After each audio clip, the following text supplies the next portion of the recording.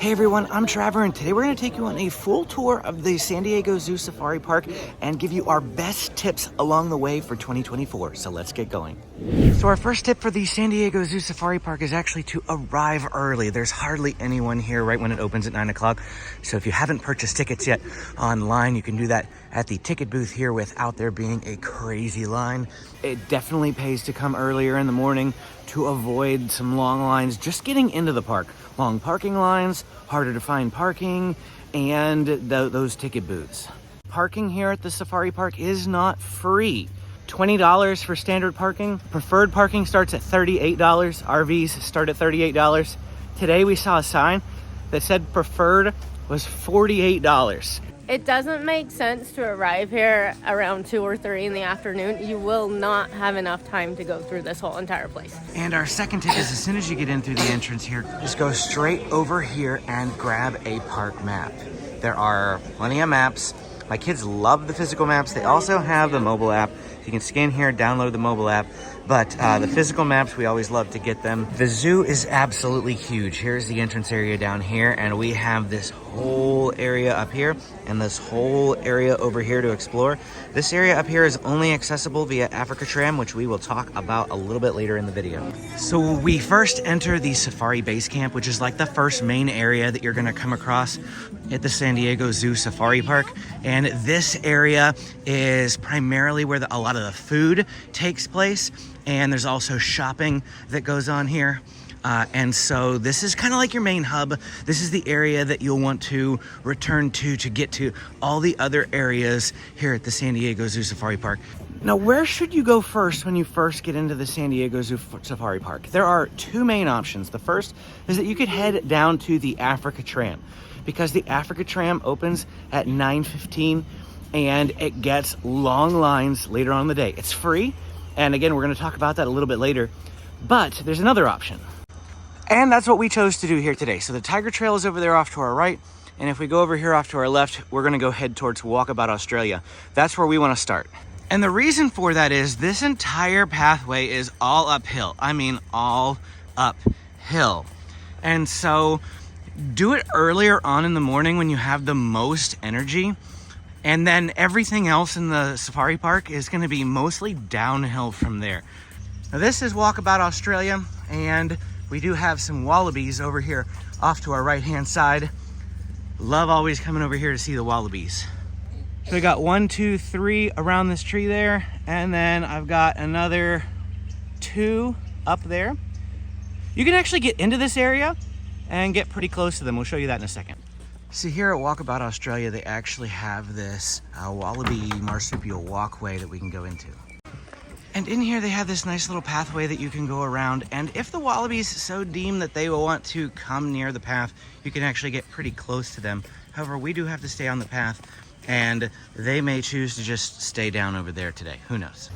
In addition to wallabies, Walkabout Australia is home to a platypus, Matchie's tree kangaroo, and my favorite, the cassowary. Oh, there he is. Yeah.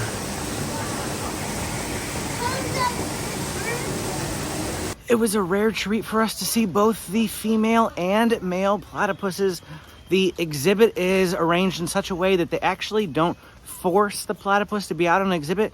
So if he doesn't feel like being out, he won't be, which means that sometimes you can go in there and they're not visible at all.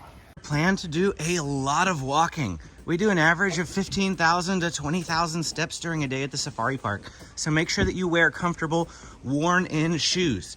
If you're doing a lot of theme park days in a row, consider bringing ibuprofen and take it regularly throughout the day. It really will help your sore feet. This is a hack that I use every time I go to Walt Disney World. So if you're going to like the zoo, the safari park, SeaWorld, maybe Legoland, you're gonna be on your feet a lot. I do want to say that there are no required steps anywhere in the safari park though. Everything is wheelchair and stroller friendly. As we leave Walkabout Australia behind, there's actually going to be 2 ways that you can go. You can go up here to the left to the World Garden, which is exactly what it sounds like. It's just a bunch of plants. There are no animals up that way, and it is 1 way in, 1 way out. So it's a pretty big area. If you love looking at plants, go check that out. But you do have to backtrack and come out right this area in order to get out of the World Garden. If you go to the right-hand side here, you'll actually head towards Condor Ridge, where there are a few animals, and it's actually the only way to really leave this area without backtracking through Walkabout Australia. But while you are going down this path, you still can enjoy some of the World Garden. You can see it from down here. You just won't be able to look at any of the placards to tell you what the different plants are. Condor Ridge is home to the bighorn sheep, California condor, North American bald eagle, and several other birds. Over that way, you can actually see the hot air balloon rising up over the safari park, and you can go ride that for $20 a person, unless the price has gone up lately.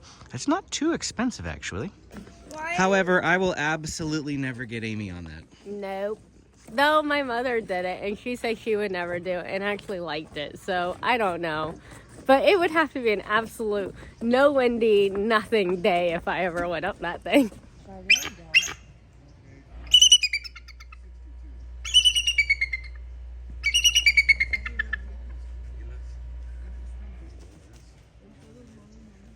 What a majestic creature. There's a reason that the bald eagle is our national bird.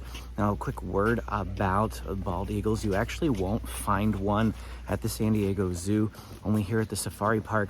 When it comes to bald eagles, they actually are not allowed to be held on exhibit. The reason why they are in some zoos like this one is because they're injured and they're not actually able to survive in the wild. That's why the cage is so small for that North American bald eagle, because it can't fly. So you saw it do a little hop there. That's about the best that it can manage. So that exhibit is plenty large for the bald eagle, and you can see it right here at the safari park. Well, we left Condor Ridge behind, and we're actually on the Arbor Walk now, heading towards the Tiger Trail. And the Tiger Trail actually brings us full circle. When we reach the end of the Tiger Trail, we're gonna be back at that entrance that you saw when we first arrived into this area. We do have one tiger walking around. He's walking away from us, so we're gonna have to go around and see if we can get a little closer. Right here on this ledge in the Sambutan Longhouse is actually one of the best spots to see them usually. They're laying right up against the glass most often, but that tiger that's in this exhibit, you just saw walking away from us. Here we go. Beautiful kitty.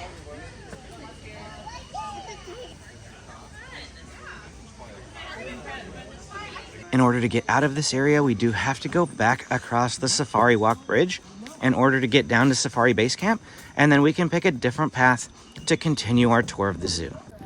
Our next tip is just to take it slow. Again, the safari park is huge, so take your time, enjoy looking at the animals, walk in a nice leisurely place. Just take your time, come here, and plan to spend the whole day.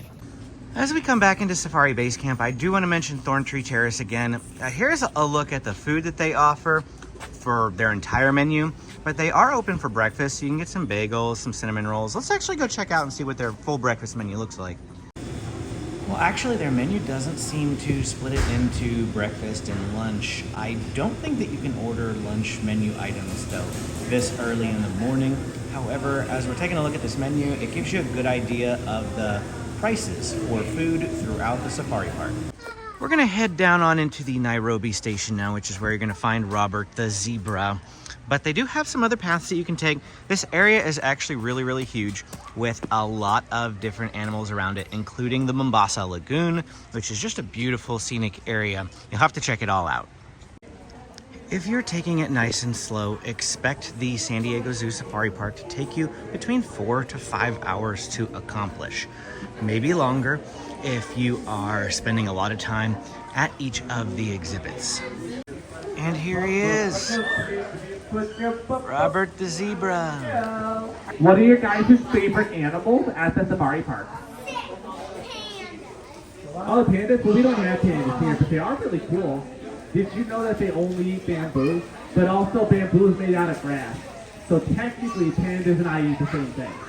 My kids are super happy after talking with Robert. They spent like a good 10 minutes just interacting with him. So if you have little ones, try to see Robert the zebra. What times did you say Robert was available? It's on the map. So it's right here in the map. It's every like 15 minutes after the hour. So that's when Robert comes out. One of the unique animals that you'll find here at the safari park you can't find at the San Diego Zoo are actually the bats. And it looks like they got a brand new sign here. So let's go ahead and check them out. And they have a pretty big exhibit in here. You're gonna have to look around down to find them. You will almost always find them hanging upside down, though, that's for sure. Look, there's one right here. He just stuck his head down. Oh, he's stretching. Ooh, bat stretch. Now the pathway off to our left is still closed. It has been for about a year and will continue to be throughout 2024.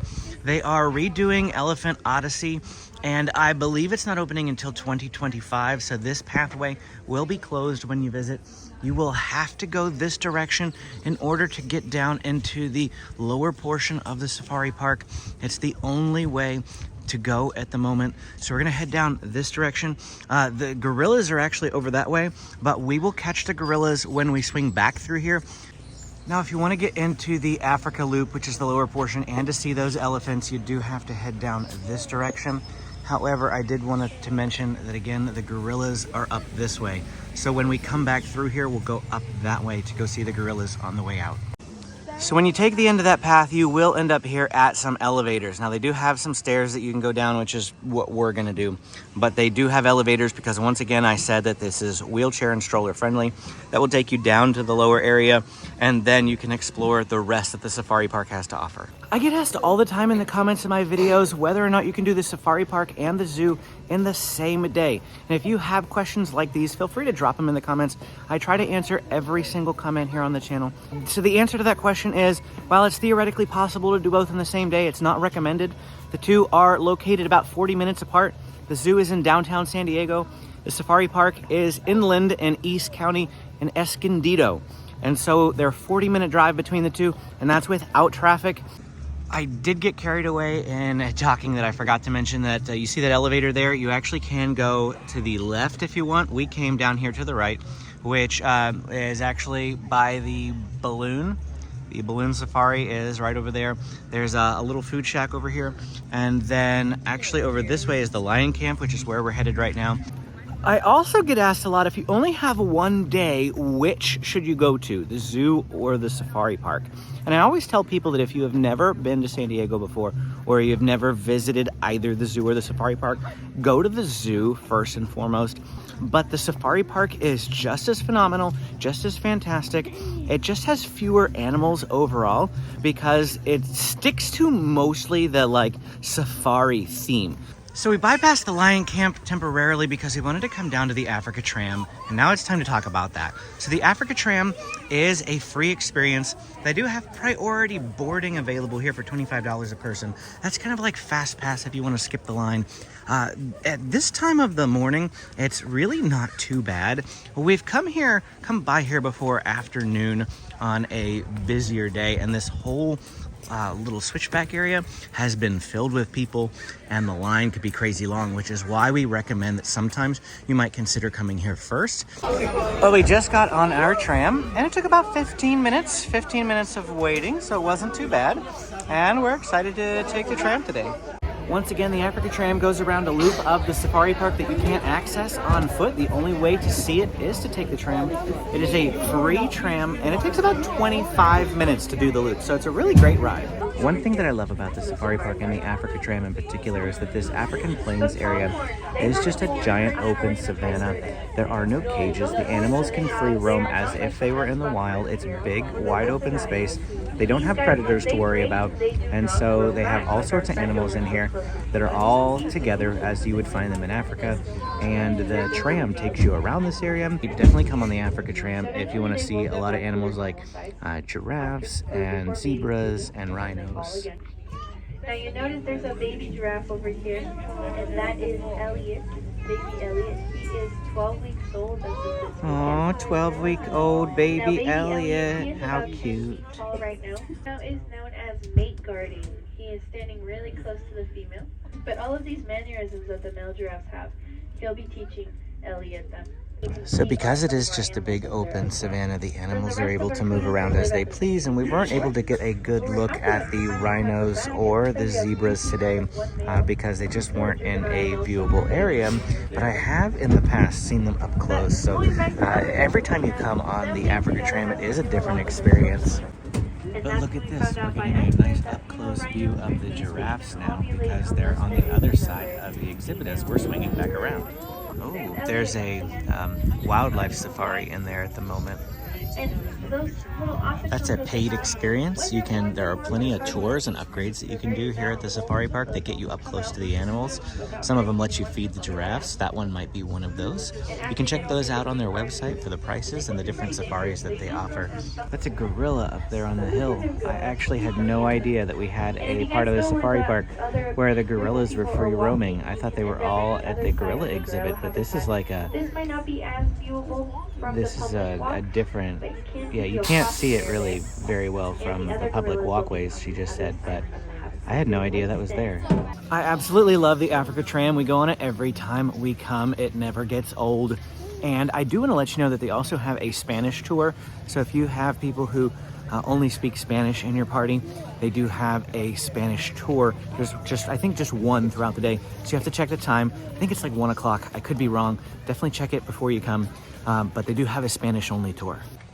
Ah, I found it. There you go. 1 and 2. Let's talk about those paid safaris for a minute. Here's just a quick look at what they are and the costs per person as of the time of this filming.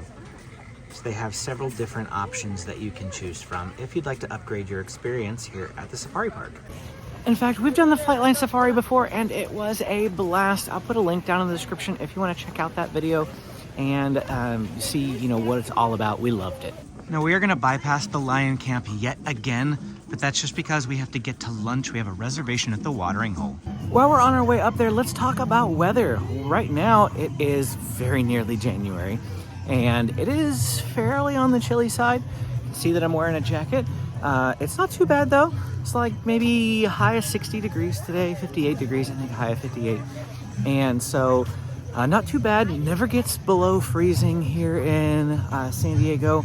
And so during the winter months, January, February, you're looking at maybe highs in the 40s and 50s. Nothing too terrible. Right now we are headed up this path that's going to take us to the Kijami Overlook, which is where the Watering Hole restaurant is. But the hot months of the year are actually going to be August, September, and October. Surprisingly, yes, October is pretty hot here. We're talking about highs in the 90s, pushing into the hundreds in those 3 months. So make sure you bring your sunscreen. Make sure you bring your cooling towels and your fans and anything else that you need. Water bottles to stay hydrated, because you're gonna need it. The best time to visit the safari park, in my opinion, is gonna be May, June, and July. It's gonna be the best weather for you, probably in July. It's gonna be warm, but not too hot. It's also probably gonna be sunny, because May and June have a phenomenon called May gray and June gloom, which means that the sky that you see today, which is kind of cloudy and overcast, that's the way it's gonna be in May and June a lot of the time.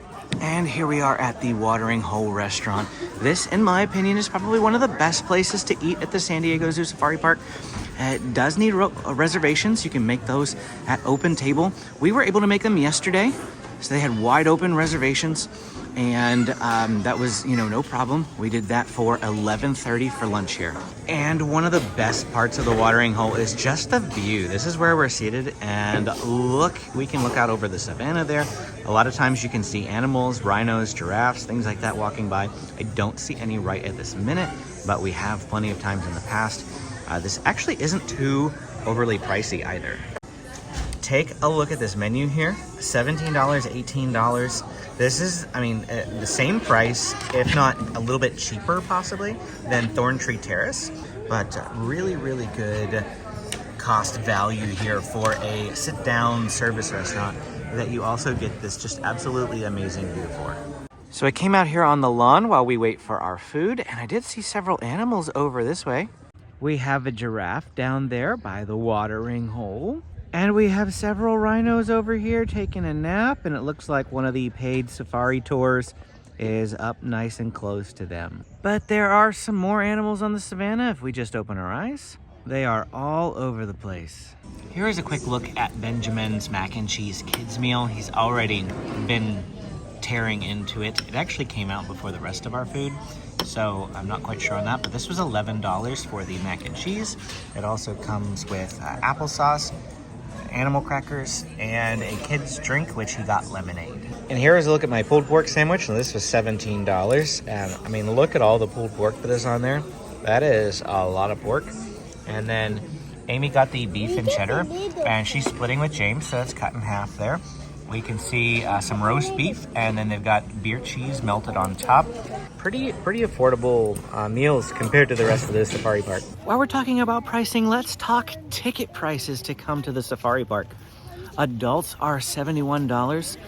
Children ages 3 to 11 are $61, and children 2 and under are free.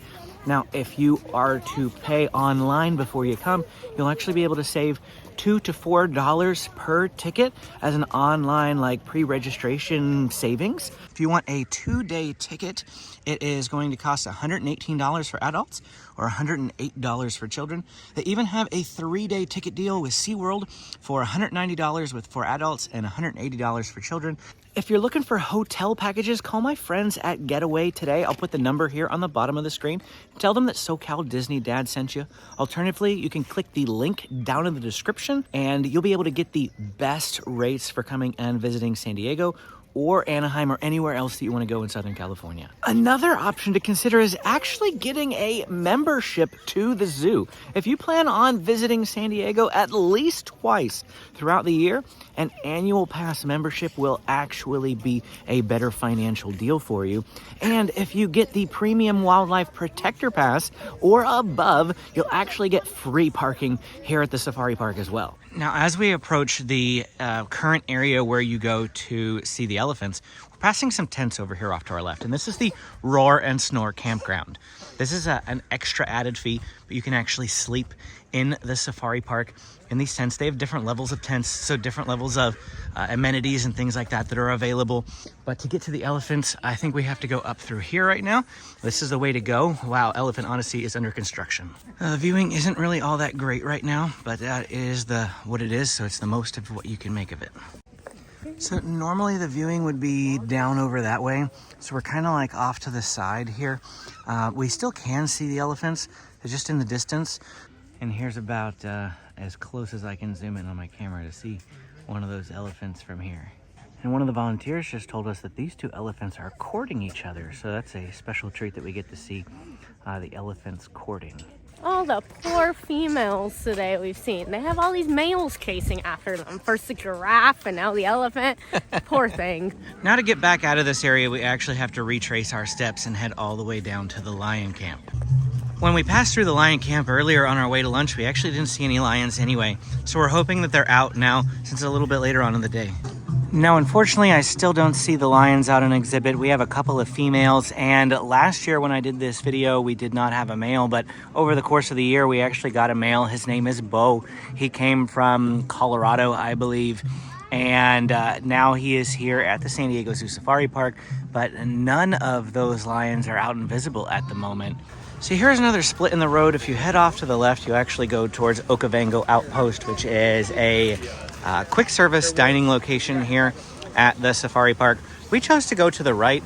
Now there is this whole lower loop that you can go and check out, and this whole area is walkable down here. But if you want to skip that area, you can take this path that we're on right now, and it'll completely cut off that lower section. I think we're just going to do that.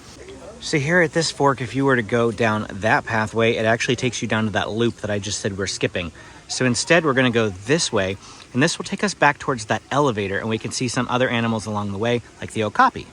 If this sort of sounds confusing, be aware that they have tons of directional markers throughout the zoo that tell you exactly what's what direction. It even says up there, map location 12. And if you look at your map, you'll be able to find that. And so if I take the map here, and then I find map marker number 12, that's exactly where I just was a second ago. And of course we have to come over here and see my absolute favorite bird at the safari park. And that's the secretary bird. I just love how beautiful this creature looks. And if you hate snakes, you would love secretary birds because they eat snakes. Oh, baby okapi.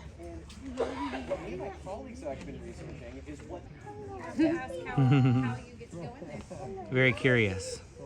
We've seen the baby giraffe today. We've seen a juvenile okapi. And what we really wanted to see were the tiger cubs, but have not been able to see them yet. We waited around for maybe 10 to 15 minutes next to the tigers earlier, hoping that they would come out, but they just weren't ready to come out just yet. Maybe we'll swing back by up there a little bit later. I don't know if we will or not. There are a lot of animals and a lot of exhibits to see along this path. And again, as we've mentioned time and time again, it's less about cages and more just about wide open spaces. And so sometimes the animals aren't exactly up close. Most of the animals are along the back wall there, but I do appreciate just how wide open it is for them. It is nearing 1 o'clock now, and it is starting to get a lot busier. We've been passing lots and lots of people. We've now reached that part earlier where I mentioned if we headed up this direction, we'd be towards the gorillas. Straight ahead is Mawazo Kitchen, which we mentioned earlier. They also have a playground down that way. But right up here, something else I want to point out, they have a show that goes on here, Journey into the Wild, at the Benbow Amphitheater. That takes place at 2 p.m. It's 1 p.m., so it's a little early for that, but that takes place right up there in that amphitheater back there at 2 p.m. every day. And finally, we are here. Map marker 7, gorillas, right over here. And we can see 2 of them right here up front for us to see. There are many more throughout the exhibit. It's usually good to go where people are because they're probably seeing something. And there are 2 more. We got the big boy sitting there on the ground in the back, and then we got another one on top of a log there, picking his toes or something. I've relocated a bit here so that I could get close to the fence. I can't see the guy in the corner just as well, but one of the volunteers just told us that his birthday is tomorrow. He turns 52 years old. And when we exit the gorilla trail, we end up over here on the other side of the Mombasa Lagoon. We were over there earlier at the beginning of the video. Well, surprise, surprise, they do actually have their flamingos here at the safari park. I don't know why they haven't brought them back to the zoo. They have 2 places of flamingos at the zoo itself, and neither one of them have flamingos on exhibit. But here at the safari park, they have them. We've made it back to Safari Base Camp, and Amy really wants to go up and look for the tiger cubs. And we can see one of those cubs there playing with Mama. It's a little bit far away, but I wanted to get it on camera. We'll try to get a little closer in a minute. And you guys start doing this again?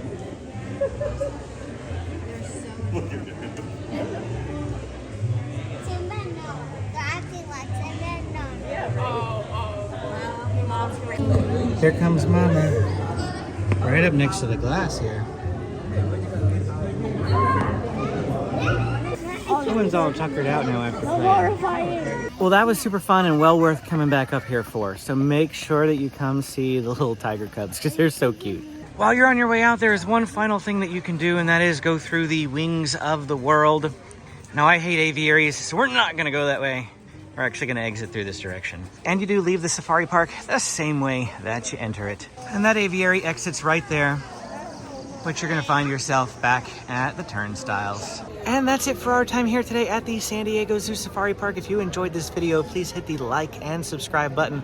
And check out more of my videos if you want to see the San Diego Zoo, SeaWorld San Diego, Disneyland, and more. If you have any questions I didn't answer, go ahead and drop them in the comments below. Click this video to keep watching. Thanks for watching, and we will see you again next time.